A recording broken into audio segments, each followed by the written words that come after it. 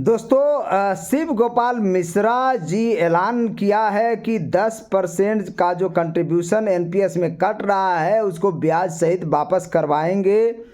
इसके अलावा जो आपका यूपीएस में क्वालिफाइंग सर्विस 25 साल है उसको 20 साल करवाएंगे।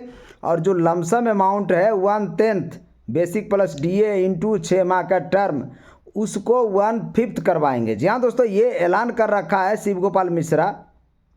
आपको बता दें 50% पेंशन जो 12 महीना का एवरेज यूपीएस में ऑलरेडी गजट नोटिफिकेशन में आ ही चुका है। मिनिमम पेंशन 10 साल की नौकरी के बाद 10,000 रुपया देगी सरकार, वो भी आ चुका है। फैमिली पेंशन 60% मिलेगा पति या पत्नी की मृत्यु होने के बाद, वो भी आ चुका है। और डीए का बढ़ोतरी कॉस्ट ऑफ इन्फ्लेशन मुद्रास्फीति के अनुसार होगा, वो भी आ चुका है।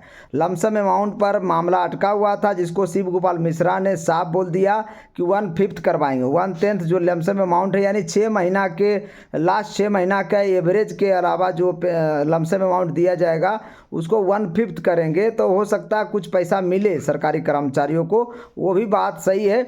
लेकिन बात यह है कि जब सब कुछ ओपीएस वाला चीज़ यूपीएस में मिल ही जाएगा तो फिर यूपीएस क्यों रहेगा, ये भी बड़ा सवाल है। आप खुद सोचिए, शिव गोपाल मिश्रा जी ओपीएस ले रहे हैं, ओपीएस का मलाई वो खुद खा रहे हैं और कर्मचारियों को यूपीएस चूज करने के लिए बोल रहे थे।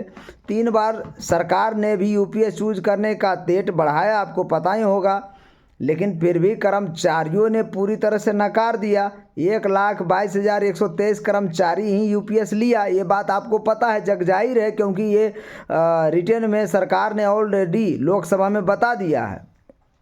अब शिव गोपाल मिश्रा फिर से ऐलान कर रहे हैं कि आपका जो भुगतान है सारा हम वापस दिलाकर ही दम लेंगे।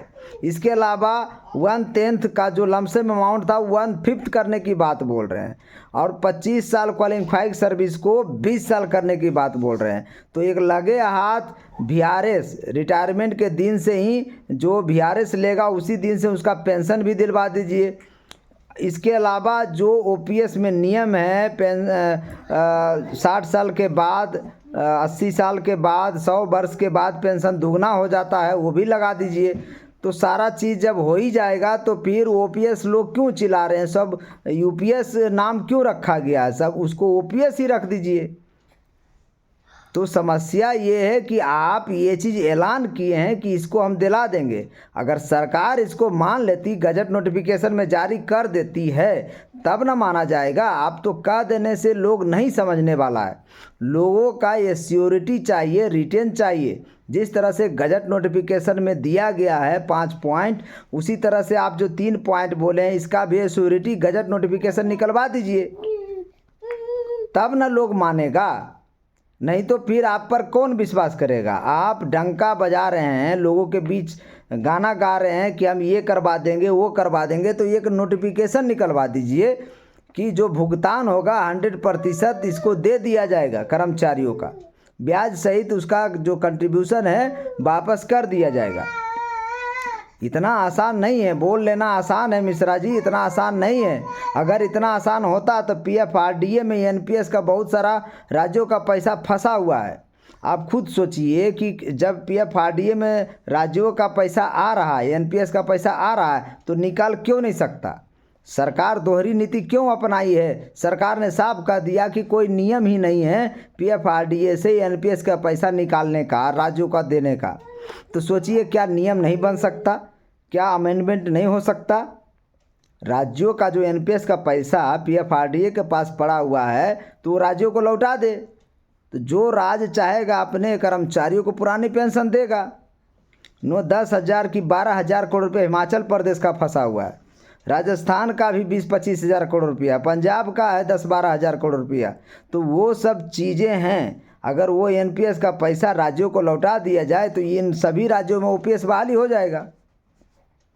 लेकिन आपसे जब क्वेश्चन पूछा जाता है तो आप साफ कह देते हैं कि पीएफआरडीए से एनपीएस का पैसा निकालने का कोई नियम नहीं है, जबकि उसमें डालने का नियम कहाँ से आ गया, फिर उसमें पैसा कहाँ से चला गया। तो आप खुद सोचिए कि जब जहाँ पैसा जा सकता वहाँ से पैसा निकल भी तो सकता है। पहले वो आप करवा दीजिए।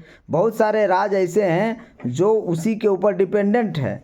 अगर एनपीएस का पैसा राज्यों को दे दिया जाता है तो बहुत सारे राज्य ओपीएस बहाल कर लेंगे आराम से, क्योंकि उनके पास बहुत सारा पैसा आ जाएगा। लेकिन ये बदमाशी है सरकार की, जिसके कारण ये अटका पड़ा है। तो शिव गोपाल मिश्रा जो ऐलान कर रहे हैं, ऐसा होता हुआ प्रतीत नहीं हो रहा। अगर सरकार से एश्योर कर लीजिए कि भुगतान टोटल वापस कर दिया जाएगा सरकारी कर्मचारियों का, 1/10 जो लमसम अमाउंट मिलेगा यूपीएस में वो 1/5 किया जाएगा। इसके अलावा जो 25 साल क्वालिफाइंग सर्विस है उसको 20 साल किया जाएगा और वीआरएस के दिन से पेंशन दिया जाएगा। ये सब चीज़ें को मॉडिफिकेशन करना पड़ेगा। जब तक ये चीज़ें मॉडिफिकेशन नहीं होता है, जब तक कर्मचारी आपके ऊपर कैसे विश्वास करेगा? तो ये भी बहुत बड़ा सवाल है। तो शिव गोपाल मिश्रा बोल देते हैं, लेकिन इतना होना आसान नहीं है। अगर ऐसा होना आसान होता तो केंद्र सरकार पहले ही कर दिया होता। अच्छे अच्छे लोग यूपीएस बनाने में बहुत करोड़ों रुपया खर्च हुआ है, लेकिन अभी क्या हुआ, यूपीएस पूरी तरह से डूब गया क्योंकि कर्मचारियों ने इसे नकार दिया। कर्मचारियों को पुरानी पेंशन बहाल कर दिया, उसके अलावा कुछ और मांगता ही नहीं है। कर्मचारी को पुरानी पेंशन के अलावा और कुछ चाहिए ही नहीं। तो आवाज़ उठाइए, पुरानी पेंशन बहाल करवाइए। आंदोलन एक ऐसा माध्यम है जिससे अधिकार प्राप्त किए जा सकते हैं, और सुप्रीम कोर्ट ऑलरेडी बता चुका है कि ये संवैधानिक अधिकार है। तो फिर कर्मचारियों को एनपीएस यूपीएस में उलझाने का क्या मतलब है? ऐसा बताया जाता है कि बोझ पड़ेगा सरकार के ऊपर, उनके खजाने खाली हो जाएंगे। ऐसा कुछ नहीं है। 1947 में भी ये देश पुरानी पेंशन अपने कर्मचारियों को दे रहा था। जब अकाल पड़ा उस समय, जब अमेरिका से लाल गेहूं मंगा गया, उस समय भी अपने कर्मचारियों को यही देश पुरानी पेंशन दे रहा था। आज जब चौथी महाशक्ति, आर्थिक महाशक्ति बनने जा रहे हैं, भैया बन गए हैं, तो अपने कर्मचारियों को पेंशन नहीं दे पा रहा। इससे बड़ा दुर्भाग्य क्या हो सकता है? आप खुद सोचिए। तीसरी सबसे बड़ी अर्थव्यवस्था बन जाएंगे, अपने कर्मचारी को पेंशन जो छोटा सा लाभ है वो भी नहीं दे पाएंगे। जबकि आपको पता है पूरे देश भर में नेता एक दिन के लिए भी बन जाता है, उसको पुरानी पेंशन लागू हो जाती है। जज को भी 1 रैंक 1 पेंशन आपको पहले से ही लागू है, तीनों सेनाओं को लागू है। लेकिन इसमें फंस कौन जाता है? अर्धसैनिक बल, सीएपीएफ के सारे जवान फंस जा रहे हैं।